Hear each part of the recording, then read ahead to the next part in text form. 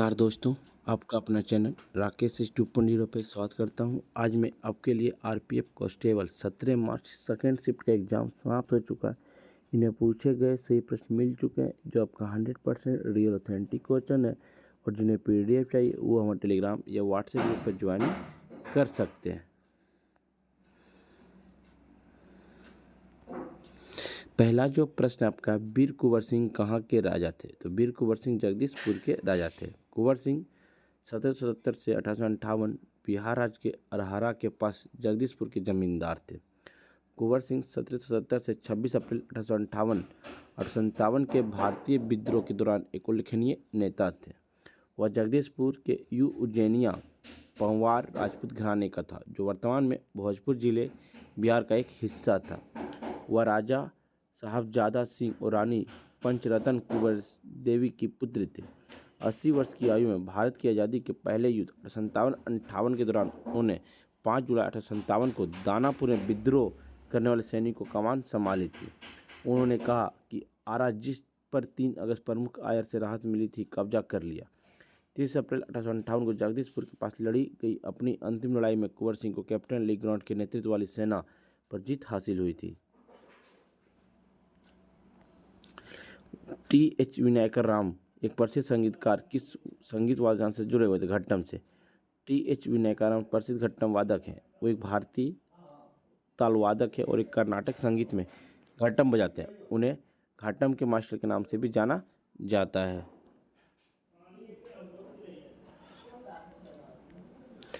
Rolling planning की 2 पंचवर्षीय योजना के बीच लागू किया गया था। 5वीं और 6ठी पंचवर्षीय योजना के बीच लागू किया गया था। रोलिंग प्लानिंग की शुरुआत 1978 ईस्वी में हुई थी। रोलिंग प्लान की अवधारणा गुरनार मंडल द्वारा गढ़ी गई थी। 1980 में सत्ता में आने पर भारतीय राष्ट्रीय कांग्रेस सरकार ने इस योजना को फिर से खारिज कर दिया और एक नई 6ठी योजना बनाई थी।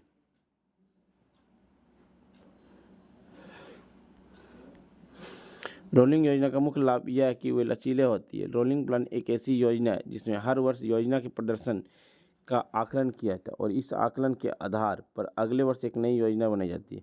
इस प्रकार इस योजना के दौरान आवंटन और लक्ष्य दोनों को संशोधित किया जाता है।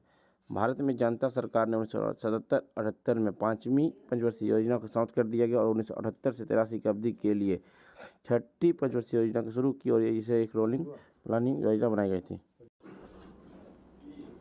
2011 की जनगणना के अनुसार भारत में शहरी जनसंख्या का प्रतिशत कितना था? 31.16% है। तो 2011 की जनगणना के अनुसार देश की कुल शहरी जनसंख्या 370 मिलियन से अधिक, जो कुल जनसंख्या का 31.16% है।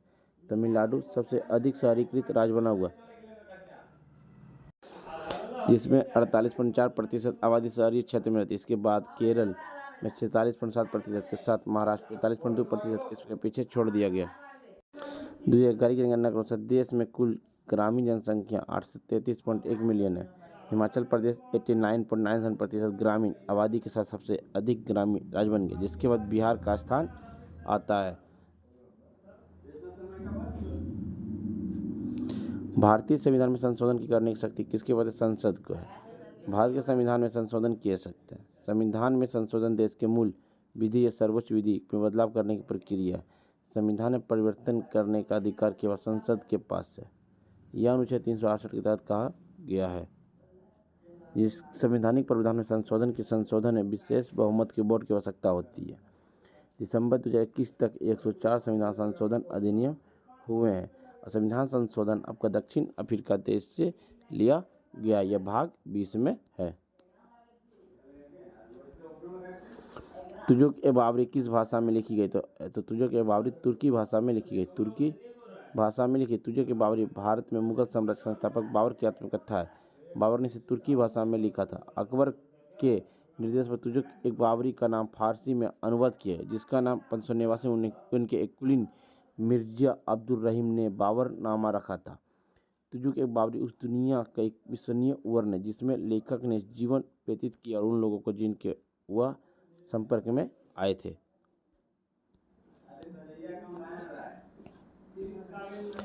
पेरिस ओलंपिक 2024 में सबसे ज़्यादा पदक किस देश ने जीता? तो अमेरिका ने जीता था। अमेरिका ने गोल्ड मेडल 40 जीते थे।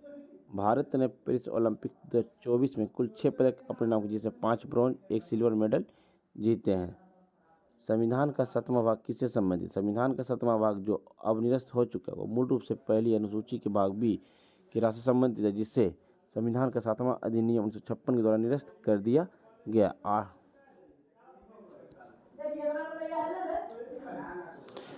दक्कन का पठार मुख्यतः बना होता है किसका? बेसल्ट का बनता है। दक्कन का पठार बेसल्ट चट्टानों से बना होता है। बेसल्ट में बहुत महीन दाने वाले संरचना होती है क्योंकि यह बहिर्मुखी अज्ञानी चट्टान है। दक्कन का पठार खनिज निक्षेपण और कुछ कीमती पत्थर समृद्धि होते हैं। पठार का उत्तर पश्चिमी भाग लावा प्रवाह या अज्ञानी चट्टान से बना है, जिसके डेक्कन ट्रेप के नाम से भी जाना जाता है, जिससे यह दुनिया के सबसे बड़े ज्वालामुखी प्रांतों में से एक बन गया है। दक्कन का पठार एक त्रिभुजाकार भूभाग है। दक्कन का पठार सबसे बड़ा प्रायद्वीपीय पठार है जो लगभग 4,22,000 वर्ग किलोमीटर के क्षेत्र को कवर करता है, जो भारत के भूभाग का 43% हिस्सा है। यह पठार दक्षिण में 1,000 मीटर से अधिक और उत्तर में 100 मीटर से अधिक उच्च है। यह पठार कृष्णा, गोदावरी, पेन्नेर और कावेरी जल सहित नदियों द्वारा बनाया जाता है। यह नर्मदा नदी के दक्षिण में स्थित है। इनमें से अधिकांश नदियां अरब सागर के पास शुरू होती है और अतः बंगाल की खाड़ी की ओर बहती है। यह ऊपरी भूमि 8 राज्यों में फैली हुई है। यह महाराष्ट्र, कर्नाटक, आंध्र प्रदेश, तेलंगाना, केरल और तमिलनाडु में है।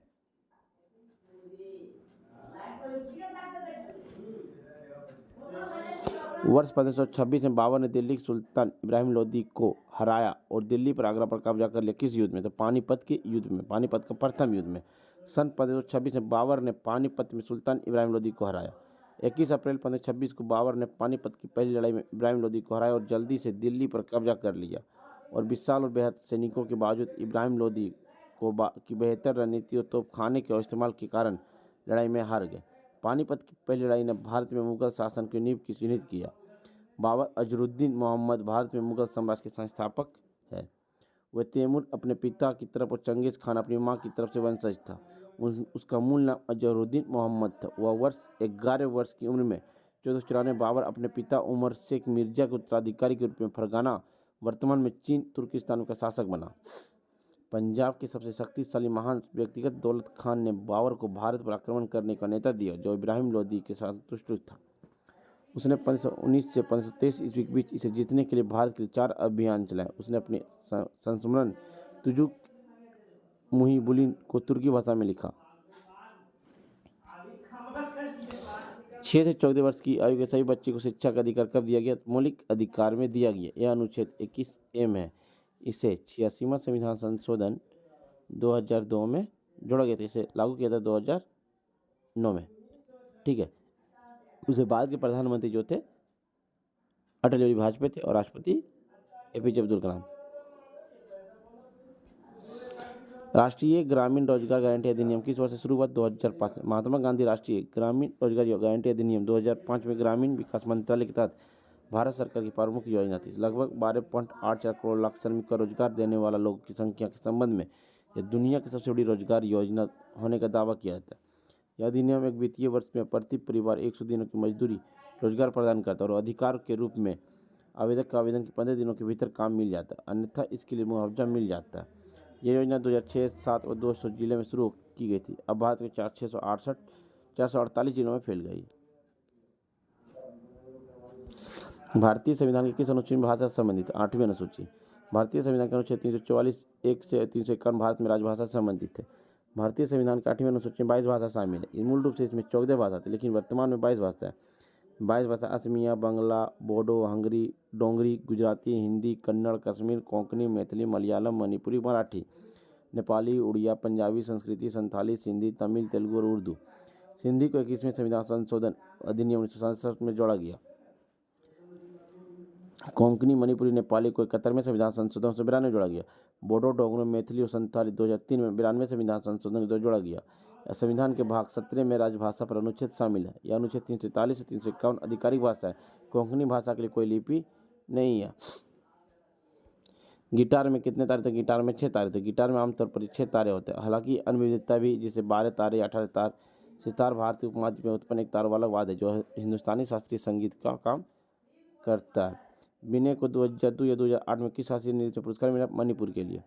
दमन और गोवा के बीच कौन सा तट है? कोंकण तट। कोंकण तट तक 720 किलोमीटर लंबा तटरेखा जो भारत के पश्चिमी तटरेखा के विशेष खंड या पश्चिम घाट और अरब सागर के बीच स्थित और दमन गंगा नदी में से महाराष्ट्र और कर्नाटक के बीच तेरह खोल नदी तक फैली हुई है। कोंकण पश्चिम में अरब सागर, पूर्व में दक्कन के पठार से घिरा हुआ है।